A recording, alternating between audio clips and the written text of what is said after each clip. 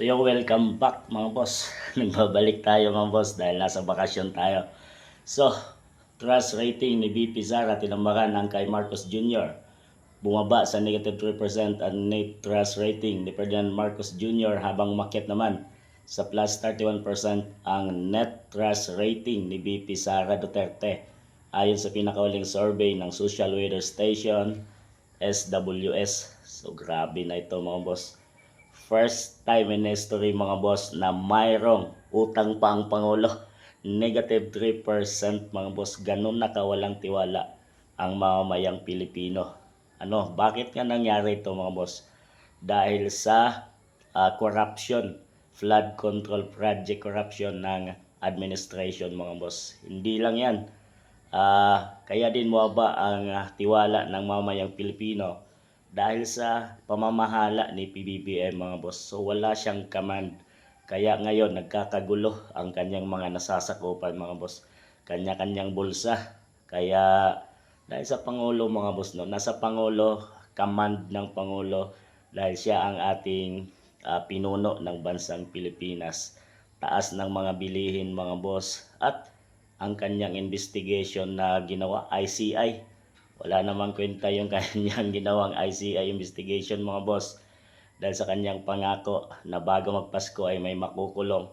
Wala pa namang nakukulong na mga matataas mga boss. Mga galamay pa lang ang pinakulong niya. So marami at wala na ng tiwala ang mamamayang Pilipino sa ating Pangulo mga boss.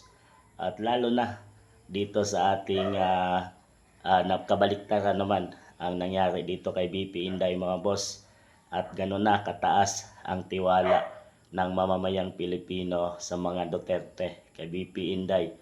Dahil wala ang ginawa ang administrasyon mga boss kundi tugisin lang ang mga Duterte. So nagsawa na ang mamamayang Pilipino. Wala na ng tiwala sa administrasyon mga boss. So nakakahiya ito sa ating Pangulo kay PBBM mga boss na first time na magkaganito. At may utang pa, negative 3% pa mga boss. Ano na ba nangyari sa ating Pangulo? Ano ba nangyari sa ating bansang Pilipinas mga boss? So kaya naman, panahon na ba mga boss na maging mautak tayo pagdating sa 2028? Dahil itong babaeng to mga boss, ang mayroon tayong pag-asa na maibalik ang kaayusan ng ating bansang Pilipinas at maibalik ang tiwala ng mamamayang Pilipino mga boss. So ganun na kalugmok ang administrasyon ni PBBM. So ikaw mga boss, isa ka din ba sa nawalan ng tiwala kay PBBM sa kanyang administrasyon habang naniniwala ka dito sa mga Duterte at kay BP Inday Sara mga boss?